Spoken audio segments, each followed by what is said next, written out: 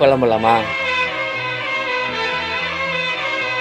கூவாத குயில் ஆடாத மயில் நானாக இருந்தேனே, பூவோடு வரும் காற்றாக என்னை நீ சேர தெளிந்தேனே.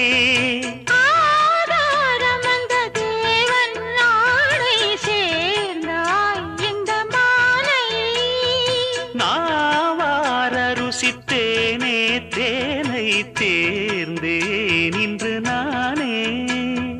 வந்த துணையே வந்து அணையே, அந்த முள்ள சந்திரனை சொந்தம் கொண்ட சுந்தரியே, சாமி கிட்ட சொல்லி வச்சு சேர்ந்தது இந்த செல்ல கிளியே.